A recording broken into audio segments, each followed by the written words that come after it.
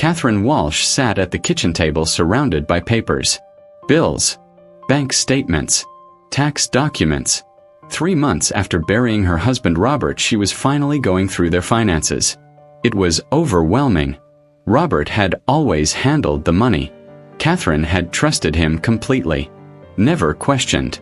Never looked too closely. Now she had to understand it all. Had to figure out what they had. What she could afford. How to survive on her own. Catherine was 53 years old. They had been married 32 years. High school sweethearts. Married at 21. Built a life together. 2 kids. Nice house in the suburbs. Normal, happy life. And then Robert got sick. Pancreatic cancer. 11 months from diagnosis to death. Catherine had watched him fade. Had held his hand through chemo and radiation and pain.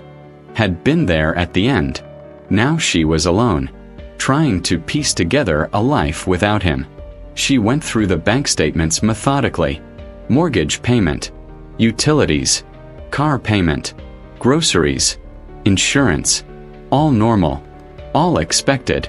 But then she noticed something. A recurring payment. Same amount. Same date.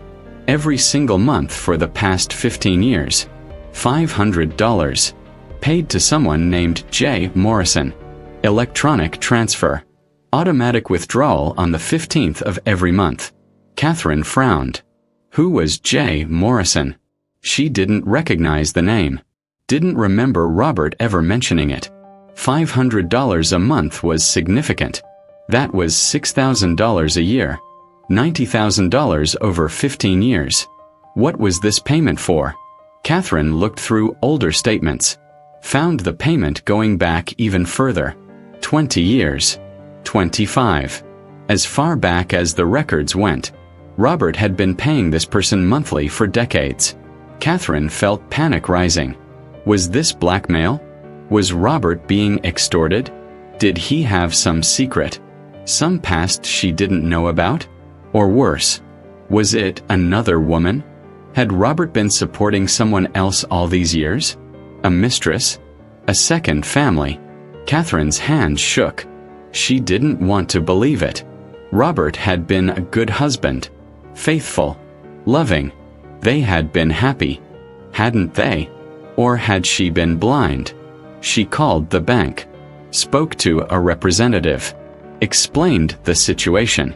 The woman was sympathetic but couldn't give much information. The payments were automatic. Set up decades ago. Going to an account in another state. Oregon. That was all she could say. Catherine hung up feeling worse. Oregon. They had never been to Oregon. Knew no one there. What connection could Robert possibly have? She thought about leaving it alone. About not investigating. What good would come from knowing? Robert was dead. Whatever this was, it was over now. She could just cancel the payment. Move on. Never know. But she couldn't. The not knowing was eating her alive. She had to understand. Had to know who J. Morrison was. Had to know why Robert had been sending money for decades. Catherine hired a private investigator. A woman named Linda Chen. Came highly recommended. Expensive but thorough. Catherine explained the situation. Showed her the bank statements. Asked her to find J. Morrison. It took Linda 3 weeks. She called Catherine on a Tuesday afternoon. I found them, she said. J. Morrison is Jennifer Morrison. She lives in Portland, Oregon. I have an address. Catherine felt her stomach drop. Jennifer. A woman. So it was true. Robert had been supporting another woman. There's more, Linda said carefully. Jennifer Morrison is 47 years old. She's a teacher. Elementary school. She lives alone. No husband. No children. And Catherine, there's a connection to your husband that you need to know about. What connection? I think you should meet her. I think you need to hear this directly from her. Just tell me, Catherine said. Her voice was breaking. Is she his mistress? Does he have another child? No, Linda said firmly. It's nothing like that. But I can't explain it properly. You need to go to Portland. You need to meet Jennifer. Trust me. Catherine booked a flight for the following week. Didn't tell her kids. Didn't tell anyone. Just flew to Portland alone. Rented a car. Drove to the address Linda had given her. It was a small house in a quiet neighborhood. Well maintained. Flower boxes in the windows. A bicycle on the porch. Catherine sat in the car for 20 minutes trying to work up courage. Finally she got out. Walked to the door. Knocked. A woman answered. Late 40s. Brown hair. Kind face. She looked at Catherine with confusion. Can I help you?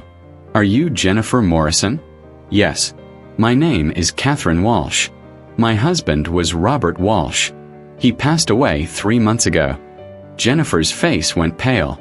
She gripped the doorframe. Oh God. Oh no. I'm so sorry. Please come in. They sat in Jennifer's living room. It was cozy. Comfortable. Books everywhere. Photos on the walls. Catherine looked at the photos. Jennifer with kids. Students probably. Jennifer with friends. Hiking. At the beach. A normal life. How did you know my husband? Catherine asked. Her voice was shaking. Jennifer took a deep breath. This is going to be hard to hear. But you deserve the truth. Robert saved my life. 28 years ago. And he's been taking care of me ever since. Catherine blinked. What? Jennifer stood. Walked to a bookshelf. Pulled down a photo album. Opened it to a specific page. Showed Catherine a photo. A teenage girl. Maybe 16. Thin. Haunted looking. Bruises visible on her arms. That's me, Catherine said Jennifer. At 16. I was living with my stepfather. My mother had died 2 years before. My stepfather was abusive. Physically. Sexually. I was trapped. Had nowhere to go. No one who believed me. I tried to tell teachers. Social workers. Police. No one would help. Said I was lying. Said I was causing trouble. Catherine felt sick. I'm so sorry. Jennifer continued. One night I couldn't take it anymore. I ran away. Had no plan. No money. Just ran. It was winter. Cold. I ended up sleeping in a park. Freezing. Starving. Ready to die. She turned the page in the album. Another photo. The same girl but with a man. Robert. Younger. Maybe 30 years old. They were standing outside a diner. That's when I met your husband, Jennifer said. He found me in that park. I was unconscious. Hypothermia. He called an ambulance. Saved my life. But he didn't stop there. Jennifer sat back down. When I woke up in the hospital, Robert was there. He asked what happened. I told him everything. About my stepfather. The abuse. Running away. He believed me. First adult who ever did. Catherine felt tears forming. That sounds like Robert. He hired a lawyer, Jennifer continued. A good one. They investigated my stepfather. Found other victims. Other girls. Built a case. My stepfather went to prison. 25 years. He died there. I was free. That's amazing, Catherine said. But I don't understand the payments. Jennifer nodded. I had nowhere to go. No family. Foster care wasn't an option. I was almost 17. Would have aged out in a year anyway. Robert couldn't adopt me. The system wouldn't allow it. But he found another way. She pulled out a document. Showed it to Catherine. A trust fund. Established in Jennifer Morrison's name. Funded by Robert Walsh. Monthly payments of $500. For housing. Food. Education. Whatever she needed. He set this up when I was 16, Jennifer said. Told me it would continue until I could support myself. But it never stopped. Even after I graduated high school. After I went to college. After I got a teaching job. The money kept coming. I tried to tell him I didn't need it anymore, but he insisted. Said it was his way of making sure I always had a safety net. Catherine stared at the document. This was what the payments were for. Not a mistress. Not a secret family. Just kindness. Just Robert being Robert. Helping someone who needed help. Did you ever meet him? Catherine asked. In person. Once, Jennifer said. After I graduated college. I flew to your city. We had lunch. I wanted to thank him properly. Wanted him to see that I was okay. That his help had mattered. He was so proud. Showed me pictures of your kids. Talked about you. How much he loved you. He was a good man, Catherine. The best man I ever knew. Catherine was crying now. Fully crying. Not from sadness. From overwhelming emotion. From love. From grief. From gratitude that she had married someone so kind. Why didn't he tell me? Catherine asked. Why keep it secret? Jennifer smiled sadly. I asked him that. At lunch. He said he didn't do it for recognition. Didn't want praise. Said some things you do quietly. Because they're right. Not because you want credit. He said you knew he donated to charity. That was enough. This was just another form of that. But $90,000 over the years, Catherine said. That's not small. I know. And I can pay it back. I have savings. I've been saving for years, intending to pay him back when I could. No, Catherine said firmly. Absolutely not. Robert wanted you to have it. Wanted you to be secure. That was his choice. And I honor it. They talked for hours. Jennifer told Catherine everything. About finishing high school. About getting scholarships. About college. About becoming a teacher. About the life Robert's help had made possible. I work with at-risk kids now, Jennifer said. Kids like I was. Abused. Neglected. Forgotten. I understand them because I was them. And I help them because Robert helped me. His kindness didn't just save my life. It rippled forward. Every kid I help is helped because of him. Catherine felt something shift inside her. This was Robert's legacy. Not just Jennifer, but all the kids Jennifer had helped. All the lives touched because Robert had cared about one frozen girl in a park. Before Catherine left, Jennifer gave her something. A box. Inside were letters.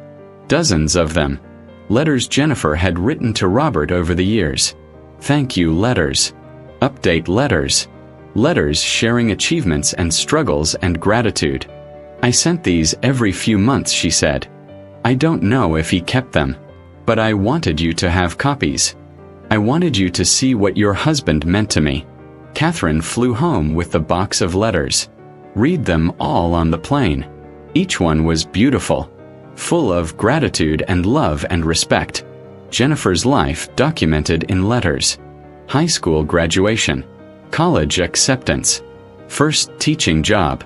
First apartment. First car. Struggles with depression. Therapy. Healing. Each milestone marked with a letter to Robert. And at the bottom of the box, Catherine found letters from Robert. Responses. He had written back. Not every time, but often. Encouraging words. Advice. Congratulations. He had been more than a benefactor. He had been a mentor. A father figure. A friend. Catherine called her kids. Jennifer and Michael. Both in their 30s now. Told them everything. About Jennifer Morrison. About the payments. About what their father had done. They were stunned. Michael said Dad never mentioned this. Not once. That was his way, Catherine said. He helped quietly. Without needing recognition. Jennifer, Catherine's daughter, said I want to meet her. This woman Dad saved. Can we? Catherine arranged it. 3 months later, Jennifer Morrison flew to their city. Met Catherine's family. They had dinner together. Shared stories about Robert. Jennifer showed them photos. Told them what their father had meant to her. Catherine's kids were moved. proud. Seeing their father through Jennifer's eyes made them understand him differently. Not just as dad, but as someone who made profound differences in the world. Over the next year, Catherine and Jennifer stayed in touch. Regular phone calls, emails, visits. They had been strangers, connected only through Robert. But they became friends, bonded through grief and gratitude.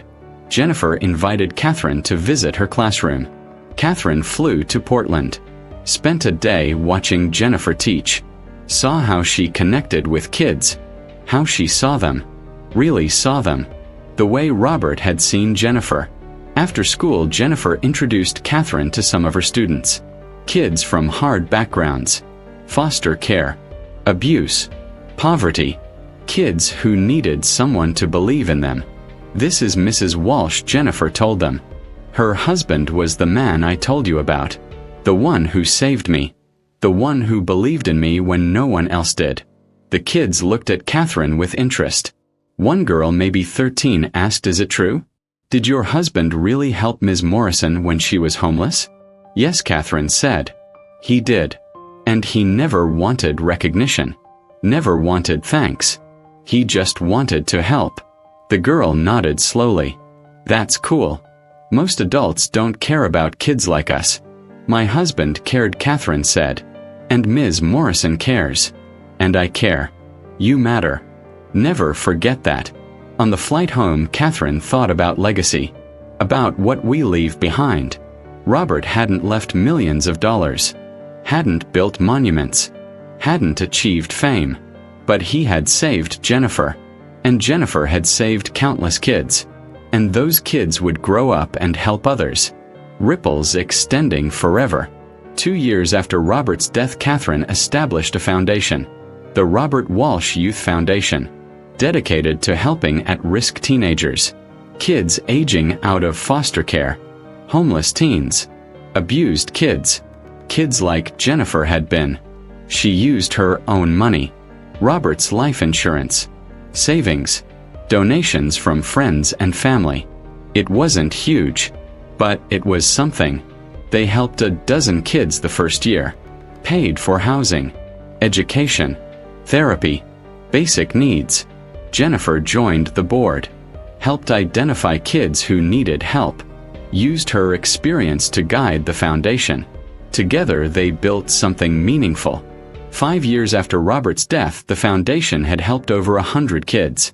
Some went to college. Some learned trades. Some just survived. All of them mattered. Catherine spoke at fundraisers, told Robert's story, told Jennifer's story. People were moved. Donations increased. More kids got help. The ripples continued. One evening, Catherine sat in her living room looking at photos. Robert when he was young, their wedding day, the kids as babies, family vacations, a lifetime of memories. And next to these photos she had placed one of Jennifer, the photo from the album. 16-year-old Jennifer with Robert outside the diner. The moment everything changed. Catherine touched the photo gently. "You saved her," she whispered. "And she's saving so many others. Your kindness never ended, Robert. It just transformed. It keeps growing, keeps reaching, keeps maturing." Her daughter Jennifer stopped by that evening, brought dinner. They ate together, talked about the foundation, about the kids they were helping, about Robert. "Do you think Dad knew?" Jennifer asked. "How much his help would mean? How far it would reach?" Catherine thought about it. "I think he didn't do it for the reach. Didn't do it to create legacy. He did it because a girl needed help and he could help. That's all. Simple kindness. Simple decency. But that's the most powerful kind," Jennifer said. "The kind without agenda. Without expectation. Just because it's right."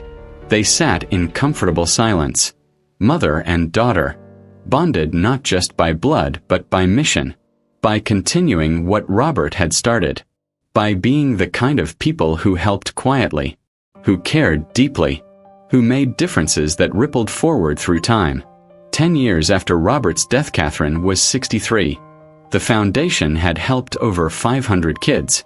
Jennifer Morrison had been promoted to principal, was creating programs to identify at-risk kids early, to intervene before crisis, to be the Robert Walsh in dozens of young lives.